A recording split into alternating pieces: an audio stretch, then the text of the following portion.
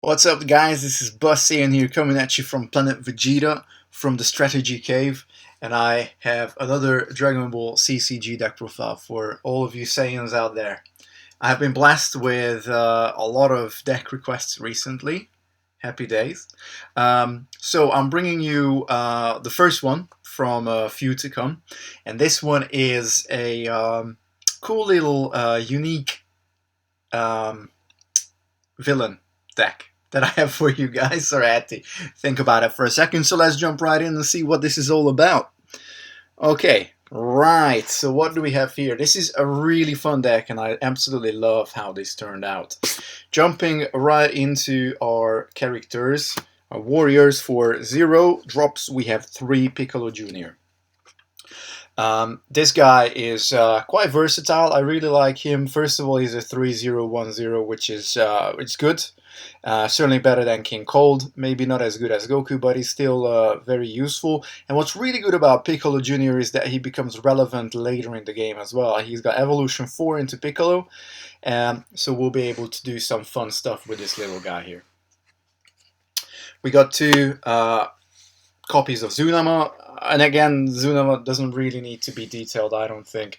3-0, 3-0, probably the best 0-drop character that you can have. And we have an Old Kai. Old Kai, again, we are using to basically get our graveyard, our drop back into our deck a little bit. Allows us to do it once per turn. Strategy valid, so our turn, our opponent's turn. Just make sure you don't forget it. Going into turn 1. One of my favorite turn 1 drops, honestly, guys. I really like Kogu. For a multitude of reasons, he has backup, and he's got ally Bojack's gang. So him, and just running him with Bujin, which I do in this particular deck, will give you a really nice buff. Obviously, Bujin early game, turn 2, can be a lead warrior, particularly if you have Kogu behind him. He will be a 4 plus Kogu's 2, so the 2 of them are a team power of 6. Later on in the game, Bujin and Kogu can be behind some big hitter, and because Kogu's got ally Bojack's gang, as long as he's in the same team as Bujin is, he basically doesn't count towards the team number of 3, so you can have 4 guys in effect in your team if you got Kogu and Bujin on the field. They're both villain, alien. We're not really looking for alien chi in this particular deck, but you know, they can just slot into so many decks. On top of all that, Bujin also has backup. Whenever an opposing warrior uses a reinforcement technique, which there are plenty of, I keep saying this time and time on, they get -1/-1. And if he has a Dragon Ball on him at the start of your turn, you can basically discard one of your opponent's chi if it is a technique or an event. So again, that can be useful, particularly if your opponent's not necessarily paying attention. You can catch him out with Bujin. Turn 2 is actually really big in this deck, so I'm going to just kind of move these cards around a little bit. We have 1 General Blue, and realistically in this deck we are not running any Dignity of the Conquerors, but actually we are running 3 Dignity of the Conquerors, one of them being General Blue. Plunder, which is a very useful ability, and he has this capability to remove a warrior from your opponent's team, a warrior that doesn't have a chi cost, which is really powerful for a 2-drop. The only problem is, of course, General Blue's injured stats are rubbish. However, we don't really care about that. I'm going to detail in a minute when we get to the techniques why we have this 1 General Blue in the deck. We have 3 Wheelos, indeed. He is very much the cornerstone of this deck. He gives us Plunder ability, he gives us that amazing ramp ability that he's got. Discard a card, reveal 2 cards, one of them goes in your hand, the other one goes in your chi, and you decide which one goes where. A lot of the times what I tend to do is I flip the 2. If one's like a technique and another one's a warrior with backup, as long as I can then back up for that warrior, I will put that backup warrior into the chi, so I still have access to it. And very importantly, and I'm sort of leaning towards being able to use his 3rd ability well, his second effect realistically, because the Plunder is a special ability. That whenever he uses a tool technique, you get to draw cards. So I went on that a little bit, because card draw is far and few in this game. You really need to build your deck in a specific way if you want to be able to draw cards. So these are our turn 2s, and usually you don't see me running this many turn 2s. Again, it is something that in this particular deck, how I'm looking at it, we're really concerned about Wheelo and Bujin, and that's about it. General Blue is there for 2 reasons. One of them is that he's a villain card as well. So we are skipping turn 3 and we're going immediately into turn 4, and we are running 2 Pickons. So Pickon, probably an underrated card for some people. I think he's amazing, and I was looking to slot him into a deck for a long period of time. He's got backup, which is really good. He also has toughness, which can be useful in certain circumstances. I probably would say toughness is not the best keyword ability, but it is good to have. What's really good about Pickon is that at the end of your opponent's turn, if none of their warriors have been the user of a technique, which does happen, then they either have to discard a card or pay a chi. So Pickon can be really useful in taxing your opponent, just as well as Bujin. So I hope you're going to start to see a little bit of a theme going on here. So Pickon does that, but he also does something else, and we're going to get to that a little bit later. And also, we are running 2 of the turn 4 Boos, which is one of not many cards that actually costs a chi, that isn't a turn cost 5 or above warrior. Also has backup. We have a lot of backup in this deck, which is very, very, very good. And also, he is an excellent support warrior with that 4 support that he's got. Even as injured, you can still use his effect because he has action valid. You can move this guy to your discard. In that case, warriors you control cannot receive any damage this turn, which is just wicked. It's really, really, really good. Very good protection warrior is what Buu is. And then we are skipping turn 5, but in reality, we're not really. Let me explain why. We have 2 of the, in my opinion, probably with a slight flinch, I would say the best Piccolo in the game. Although I do like the set one as well, but that's probably biased towards the artwork. I think that one has the best artwork. This one is probably the least bad Piccolo in the game. Set 5 Piccolo even. What is really good and what we are abusing here is being able to use Piccolo Jr.'s Evolution 4. So actually for free we can drop this Piccolo in turn 4. Normally it would be a turn 6 for 2 Chi, which is just way too expensive, but I believe the designers of this card have paid attention to Piccolo Jr. And also, if he's got a Dragon Ball, whenever this warrior's team wins a victory, an outstanding victory, your opponent discards a card from their hand, which is amazing. So we're taxing with Bujin, potentially, Pickon, potentially, and for sure we are taxing with Piccolo.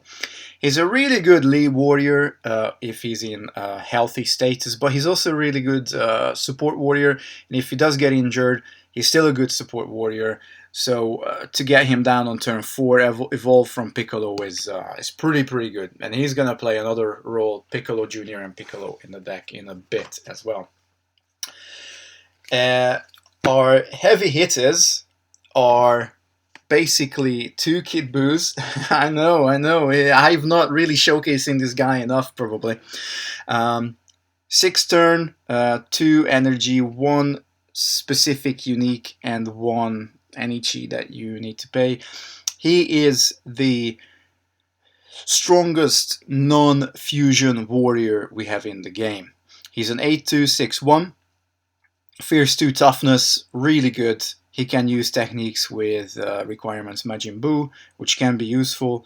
But it was really important. Him with a Dragon Ball is basically capable of sending your opponent's warriors into their planet damage area instead of their chi. So not only do you yet again basically disallow them to get a chi when their warrior dies, but you're actually increasing their planet damage, which increases your chances of winning the game. Yes, he's a turn 6. No, it doesn't really matter. He's a really, really, really excellent card. I love Kid Buu. And now you're thinking, okay, well, you're running Kid Buu, you're running Buu. Surely you're going to go into the whole Majin Buu theme. Well, a little bit, yes, but not 100%. I also have the set 3 Majin Buus here, 2 copies. Basically, this guy is our secondary Kid Buu, because if you pay 1 chi, he gets +3 -3. This is not a valid effect, so you can only use this if he's in healthy status, but he can also become an A2. So Kid Buu is already an A2. You can make Majin Buu to be an A2 as well if you pay that 1 chi, which is okay, but what's also really, really, really super good about this card is that he's got 5 support, and that is what we're really looking for here. We are running 2 of the fused Buu in the fusion deck, and they are, for some reason, in my folder, but let me just fish one of these guys out. What our Majin Buu fused does, there's another one, is basically, this is a fusion card killer.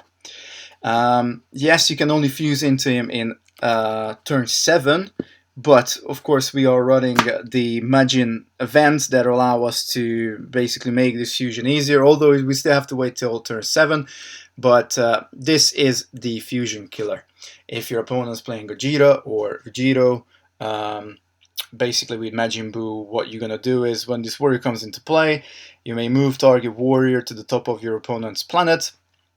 And of course, if that is a fusion warrior, then they don't go back to the top of the planet, they go back into the fusion pile or removed from game. I don't know which one, but basically they just spent 2 chi to fuse into Vegito or Gogeta, which, yes, also gives them a lot of extra buffs, and they probably managed to attack with him as well.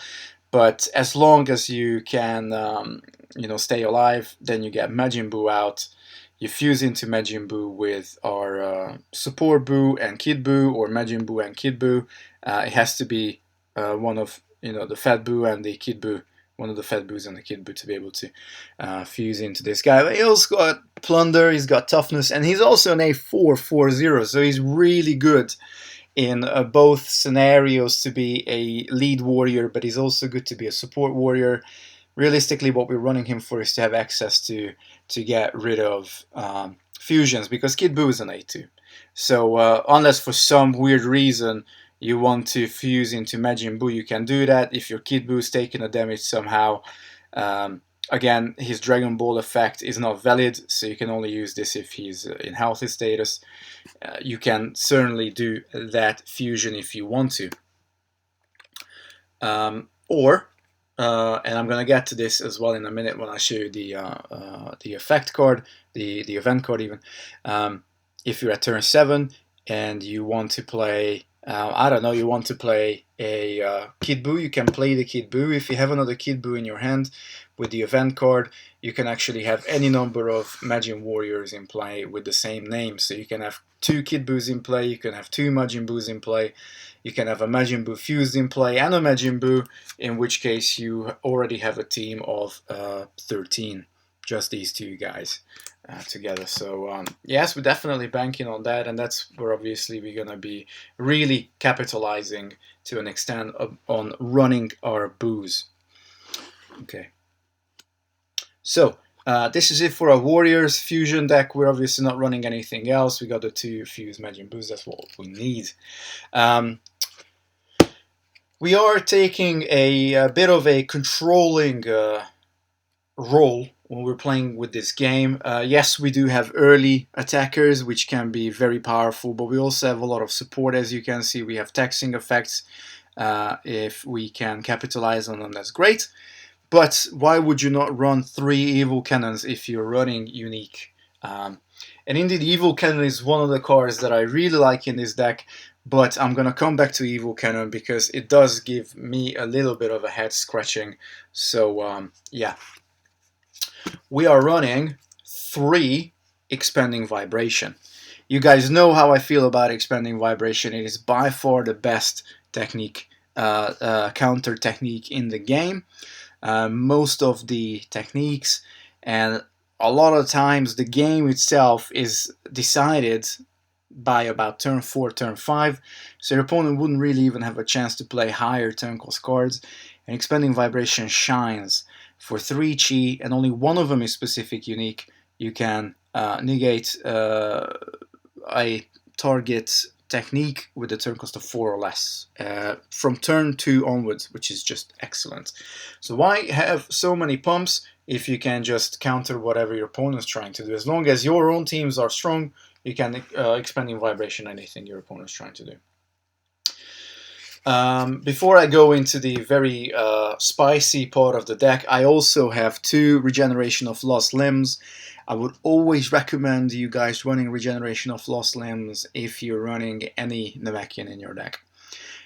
First of all, heal target user, turn cost 3 for 2, generic chi is great, it's better than Senzu Beans. This is the best regeneration technique, healing technique in my opinion in the game. It doesn't require you to have injured status warrior, which Sucking Blood does, for example, so you can actually play this card even if your user is not in injured status, which means if you use this on a Namekian card, it's just a straight up draw 2. Or you can also heal the Namekian and then draw 2, or just heal anybody else in the deck. You don't get the draw 2 effect, but it's still amazing. It's versatile, you just have to find the right time to play it. But it really complements well Dr. Wheelo, because we will be drawing on some good cards of Dr. Wheelo, but Regeneration allows us to have that extra bit of surprise going on here. But this is where the spice comes in. We are running 3 copies of Flying on a Pole, and I believe a lot of people don't actually value this card very high. It is an amazing card. First of all, let's start with what it is. So it's a villain card that you can play from turn 3 onwards, and it costs you 2 villain chi. It's a tool, so if you play with Wheelo, you get to draw a card off him, so it basically replaces itself as long as you use it with Wheelo. And if you're the attacker in your strategy phase, put target warrior card from your hand into play. If you control that warrior at the end of your turn, move it to the bottom of your planet. Now, this card doesn't specify what the turn cost of that card must be. So, at turn 3, for 1 turn, you can drop a Kid Buu, you can drop a Majin Buu, you can drop a Piccolo, a normal Buu, whatever you want. As long as you have it in your hand, with Flying on a Pole, you can just drop it, put it in your team, attack with it. If you have a Dragon Ball, let's say it's turn 3, you got a Dragon Ball on your Piccolo Jr., you Flying on a Pole out Kid Buu, give it a Dragon Ball coin, you are going to win. Pretty sure you're going to win. And you can move 1 warrior that you probably annihilate into your opponent's planet damage instead of their chi. So this is an amazing card, and that's the main reason why we also have General Blue in here, because he gives us that extra villain chi that we will need to play this card, because this costs 2 specific villain chi, and I'm gonna get back to that. That's where I got the headache with Evil Cannon a little bit, or maybe having the 3 Expanding Vibration, but this is an amazing card. Again, you can just drop General Blue with it if you got nothing else going on, and then he's going to allow you to have a Dignity of the Conqueror basically on a warrior. You can put him in as a support, have 2 more support for a particular team. So Flying on a Pole is excellent, but you need to build your deck around it, and that's exactly what I've done. That's one of the reasons why I have so many Boos. What really obviously helps this particular technique is Threat Multiplied. This is the Buu event I was talking about. Again, same turn cost 3, so you can very nicely combo with these 2 cards. When you play Threat Multiplied, he's got a time limit of 3, so he stays in play for well, turn 3, turn 4, turn 5, and turn 6. You're gonna have this card in play. When it comes into play, you search your deck for a Magin card. You can have Magin cards with the same name in play already, and you can do a Magin fusion with one of the fusion material monsters in play, the other one in your hand. So what you can do so many things with these guys. You can, if you got 1 Magin in your hand, and you've been recycling with your old Kai, if it's turn 7, you can basically, if you got no boos in play for whatever reason, you can threat multiplied, play a threat multiplied, search your deck for one Kid Buu. You can flying on a pole out that Kid Buu. If you drew into another Kid Buu or Majin Buu with your Dr. Wheelo, you draw another card, and you can fuse into Majin Buu with the guy that you play with flying on a pole, and with the guy that is in your hand, and that still leaves you to play another warrior that turn. So turn 7, if you got these cards in your hand, and maybe also you have or you draw into another Buu that allows you to fuse, then you can fuse and also play another warrior, which is really great. Or you can just set off for this whole thing a turn earlier, but it gives you so many avenues, so many options to go around with this deck that it's just amazing. And the fact that, again, it allows you to search, it allows you to have all these guys in multiples in play. Again, as I said, imagine a Majin Buu fused and then 2 Majin Buus behind him. That's a team power of 18. That's ridiculous. And it's doable in this deck. And then finally, 2 cards that we have is Hyper Tornado. I did say that Pickon is going to have another role in this particular deck. Hyper Tornado is, again, a Dignity of the Conqueror, but it's just not quite as good as Dignity of the Conqueror. You can still play it in action and strategy, that you can also do with DOTC. And all same turn cost 4, but this one obviously has one specific chi, which is either a super or a unique, which is actually not too bad. Makes this card really versatile. The only real issue with this card is that you need a Dragon Ball on the user to be able to pull it off. It doesn't do exactly what DOTC does, but it does kind of do the same thing, just through a different method. When you play this technique, target warrior opponent controls cannot add its power to its team power and cannot be the user of technique cards until the end of turn. So he's there, but he's not there. Realistically, you shut down that one warrior until the end of turn. And if Pickon is the user, then put the target on top of its owner's planet at the end of turn. So imagine you are, again, turn 7 scenario, your opponent has a Gogeta out. Okay? Well, you got Pickon in play and you're shitting yourself. Crap, what am I gonna do against Gogeta? Well, you play Hyper Tornado in the action step of your opponent, or you can play it in a strategy as well. Ideally, I would say play it in the action phase, because that will shut down that Gogeta.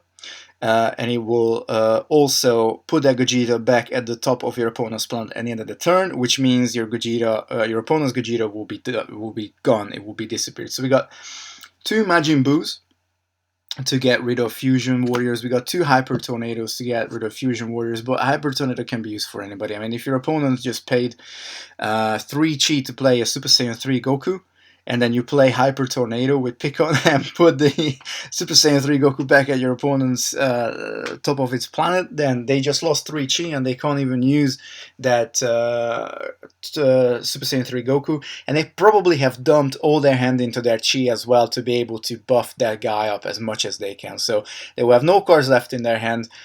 The Goku will go back on top of their planet. They just wasted 3 chi, and they have to, obviously, they will try and play SS3 Goku in their next turn as well, but it's going to cost them 3 chi again, which means they're going to have 3 less attacking power with that guy. So, and you gain the turn.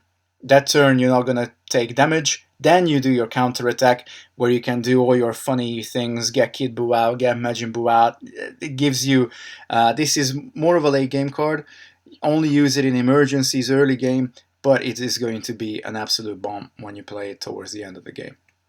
Now, I tell you what my only headache is with this deck, and I have been thinking all day yesterday how to make these changes. I haven't really gotten to the bottom of it, not yet, but I am kind of working on a solution. So the only problem with this deck is if I look at all the unique techniques, they all require a maximum of 1 unique chi. All the rest is generic. So Evil Cannon is 1 generic, 1 unique chi. Regeneration is 2 unique chi. Expanding is 2 unique, only 1 specific unique. Same for Threat Multiply, 1 unique, and same for Hyper Tornado. It only requires 1 unique or super, and the other 2 can be anything. Whereas our Flying on a Pole is 2 specific villain chi, and we don't have enough villain in the deck at the moment. We got 3 flying on the poles, we have 2 Bujin, 1 General Blue, 3 Weelos, and that's it. And 3 Kogus, sorry. So we got 3, 5, 6, 7, 8, 9, 10, 11, 12 villain cards. But ideally we don't want to have flying on the pole in our chi, so we kind of have 9, but even those guys are backup. So I'm thinking I really want to run 4 Witches Technique in this deck. Imagine a scenario where you drop a Majin Buu with a flying on a pole in turn 3, and you 4 Witches Technique with the Majin Buu. It gets 10 support. That's crazy. But I also don't want to take the evil cannons out, because early game you can't really rely on 4 Witches Technique. 4 Witches Technique really comes into the picture turn 3 onwards.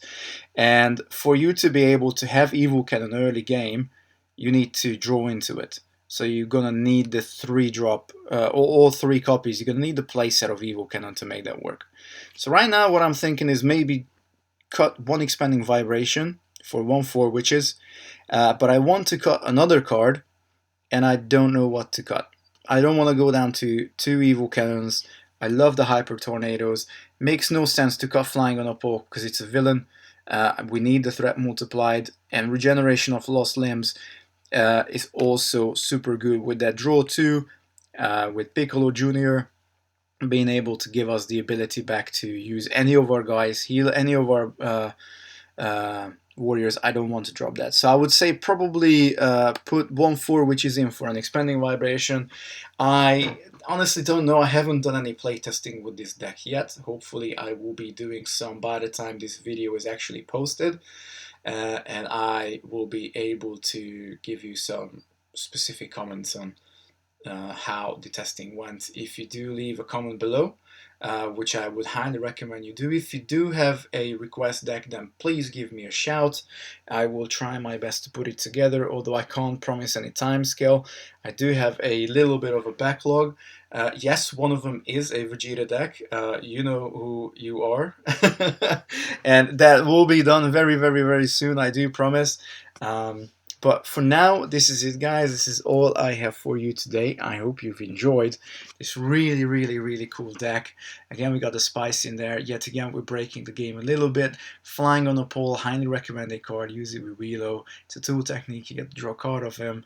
You get to drop any warrior. Imagine dropping a Majin Buu and then buffing it up. It's just great. Anyway, peace out, YouTube. Buu Saiyans signing out.